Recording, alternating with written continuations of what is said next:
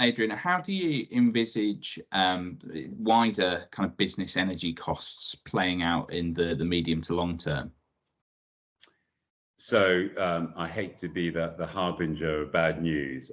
This is not a blip. I think we're in an environment now where you're going to see very volatile energy prices and potentially high energy prices for the medium term. I mean, I've talked about 2 to 3 years. I think it's that kind of horizon. Gas prices will be extremely volatile now, given the geopolitics that we're seeing. I mean, you only have to read the news recently. You're seeing a proliferation of gas disruption across Europe. You're seeing a number of EU countries, they have a 3-tier emergency gas plan. A number of those countries on tier 1, Germany's on tier 2. We're enjoying this wonderful hot weather. Winter is not far away, and there will be concerns about storage levels for gas. And I think we're in for a tough winter. So I think gas prices, you're likely to see continue to be volatile and high.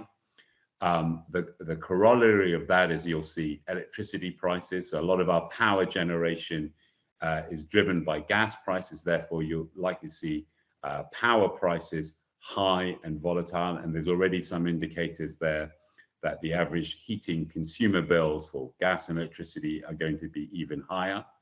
So that's a tough place to be. And then when I talked about that mismatch between supply and demand, that's certainly been the case with oil. So very strong oil demand, weak supply, constrained supply. And you're seeing petrol prices at the pump now go high. Actually, my family are going off to the beach today, and they stopped at a petrol station on the motorway. It was over £2. And retailers have been reluctant to cross that threshold. But this is the world that we're living in right now. You mentioned gas supply into the winter. A number of years ago, the Rough gas storage facility was taken out of use. Is it time for the government to really invest in gas storage as a matter of national resilience? I think that's an excellent question. I mean, certainly if you look at our counterparts in Europe, their gas storage levels are higher, and they can actually provide more gas if there's a disruption over a certain period of time. We don't have that luxury. So there's definitely an argument about thinking about whether we need more gas storage levels for gas. So gas storage levels in the UK. But I think it's also, there's a broader question, and the British energy security strategy does highlight this about the need to support other forms of energy. So we're on this decarbonisation drive. So there still needs to be ongoing focus for offshore wind, solar PV, nuclear is coming much more into the play. But also, we talked about it earlier, I think there's a bigger play around energy efficiency. I mean, just generally as an industry, we've been very focused on the supply side, which is important. But I think there's also a demand side in terms of consumers and industry being much more switched on about how they manage that energy demand and better energy efficiency. And that might be an unpalatable reality for some consumers, but I think that's the world we're moving to. And certainly, you know, yeah, as manufacturers supplying domestic retrofit, bathroom manufacturers actually see themselves as having a role in helping reduce domestic energy demands. That's something we've been advocating through the National Retrofit Strategy alongside many other colleagues in the Construction Leadership Council. So yeah, we certainly endorse that view on energy efficiency, Adrian. One final question, if I may, around decarbonisation. Our industry is really quite complicated in terms of integration into global supply chains. Very, very difficult to measure, let alone abate the scope 3 emissions within bathroom manufacturing. For complicated sectors like ours, how can they really start to move forward quickly towards net zero? So, Tom, another excellent question.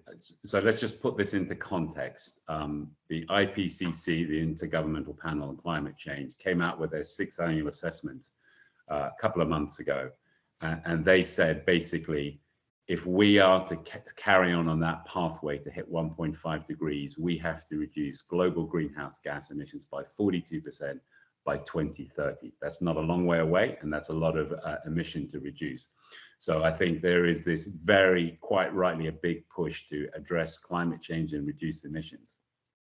And therefore, you're seeing a lot of industry now coming out with net zero ambitions.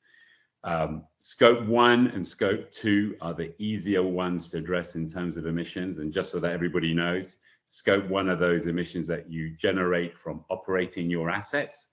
Scope 2 is from the energy imported. So think of supply of power, electricity into your business. Scope 3 is the tricky one. And I think for not just your sector, I think for many sectors, Scope 3 is going to be the big focus going forward because it's your supply chain. And therefore, I think what we're seeing just broadly is companies that are reviewing their supply chain, having expectations that they have net zero ambitions, that they're setting targets to reduce their emissions. I think it's awareness of what needs to be done. So I think setting targets for reducing your Scope 3 emissions and having well thought out embedded plans to reduce those emissions over time. But just reviewing, I think if there's one message that I would give out to your colleagues, your industry members and participants is look at who your providers are in your supply chain, work out whether they've got net zero ambitions, figure out what are the implications for your business if they don't decarbonize, because I think that's all part of the imperative of reducing Scope 3. Adrian, thanks so much for joining me this afternoon. Pleasure. Lovely to speak to you, Tom.